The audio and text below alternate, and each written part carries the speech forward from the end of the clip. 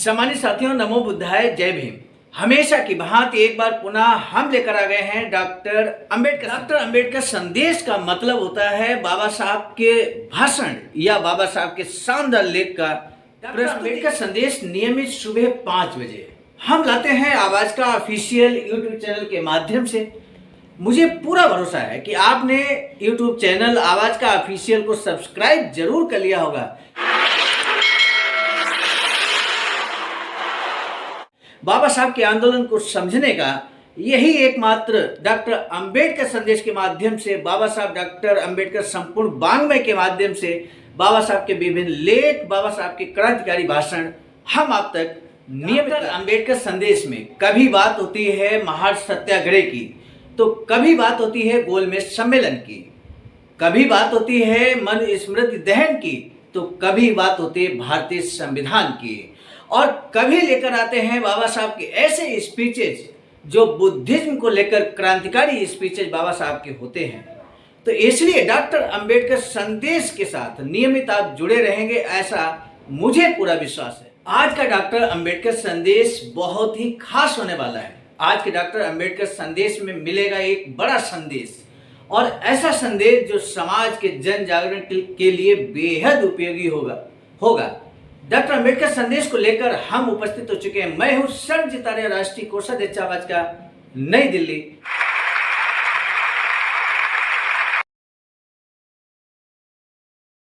सम्मानित साथियों, आज का डॉक्टर अंबेडकर संदेश बेहद खास होने वाला है, क्योंकि 8 अगस्त 1930 को बाबा साहब के द्वारा दिया गया स्पीच, जो कि गोलमेज सम्मेलन, पहला जो गोलमेज सम्मेलन लंदन में होने जा रहा है 12 नवंबर 1930 को, उसकी पृष्ठभूमि यहाँ पे तैयार की गई और एक लंबा सा स्पीच बाबा साहब ने दिया 8 अगस्त 1930 को। और ये जो लंबा सा स्पीच दिया, इसके बारे में भी बाबा साहब कहते हैं कि आखिर ये स्पीच हमने लंबा क्यों दिया। जानना चाहते हैं कि इस 8 अगस्त 1930 के स्पीच का निष्कर्ष क्या है, सारांश क्या है। तो आज के डॉक्टर अंबेडकर संदेश को बिल्कुल स्किप मत कीजिएगा, आपसे अंत तक जरूर देखिएगा। इसी निवेदन के साथ शुरू करेंगे अब हम डॉक्टर अंबेडकर संदेश, जो कि प्रसारित किया जा रहा है स्थान Buddha Bodhisattva Ambedkar international centre, BBIC Sarnath, Varanasi, राज्य उत्तर प्रदेश, देश भारत से। विषय अखंड भारत हमारा ध्येय है, ऐसा बाबा साहब कहते हैं। बाबा साहब का जो संदेश है वो हम आपको बता दें, पूरी तरह से केंद्रित रहेगा 2 बातों पर। एक तो दलित वर्ग की उन्नति कैसे हो सकती है, इस बात को लेकर बाबा साहब यहाँ बहुत महत्वपूर्ण बात कहते हैं, और साथ ही साथ पूरा जो लंबा सा स्पीच बाबा साहब ने दिया, तो उसका सारांश के तौर पर स्वयं सारांश बाबा साहब ने बताया है। तो ऐसे में 2 बातें बहुत महत्वपूर्ण है। तो कैसे दलित वर्ग की उन्नति कैसे हो सकती है, बाबा साहब के शब्दों में आइए समझने की कोशिश करते हैं।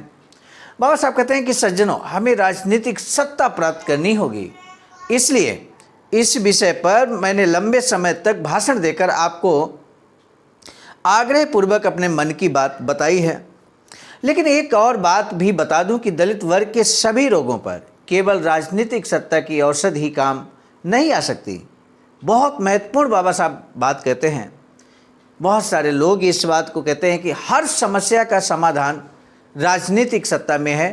तो बाबा साहब यहाँ कहते हैं कि दलित वर्ग के सभी रोगों पर केवल राजनीतिक सत्ता की औषधि ही काम नहीं आ सकती। दलित वर्ग की मुक्ति सामाजिक उन्नति में है। दलित वर्ग को चाहिए कि वे अपने बुरे रीति रिवाजों का त्याग करें। जीवन यापन के उनके जो बुरे मार्ग हैं, उन्हें उनका त्याग करना होगा। जीवन जीने के तरीके में बदलाव करने से आपका रहन सहन बेहतर होना चाहिए।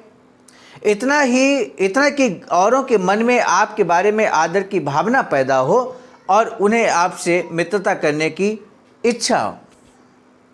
आपको सुशिक्षित होना होगा।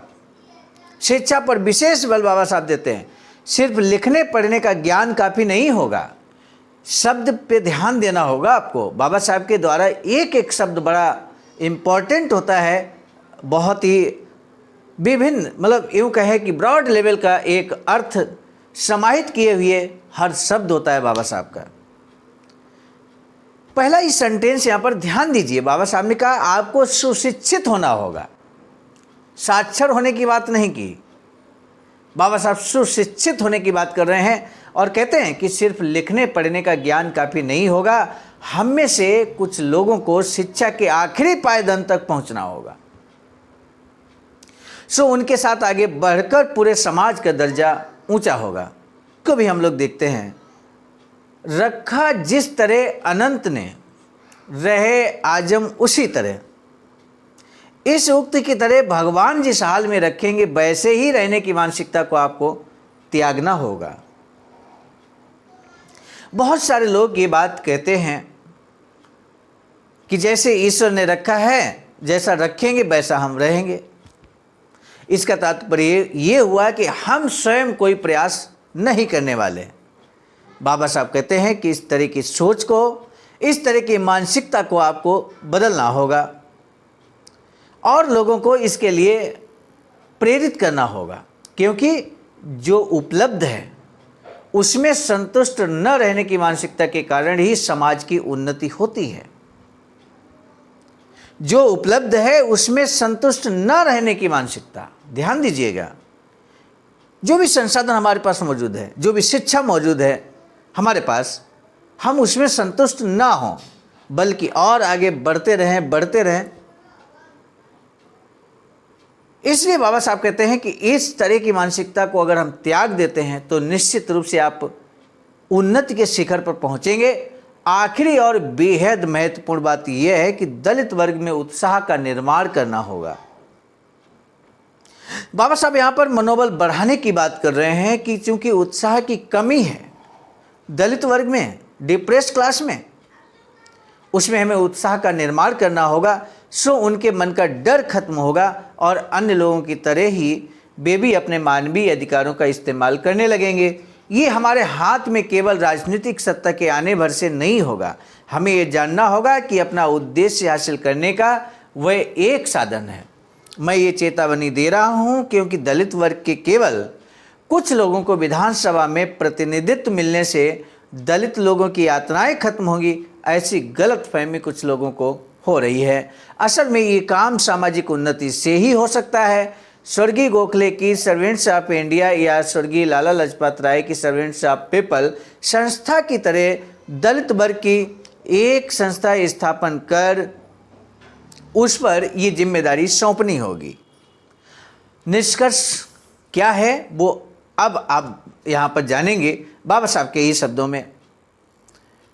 बाबा साहब ने कहा कि सज्जनों, ज़रूरत से बहुत ज़्यादा लंबा भाषण देकर मैंने आपको परेशान किया है।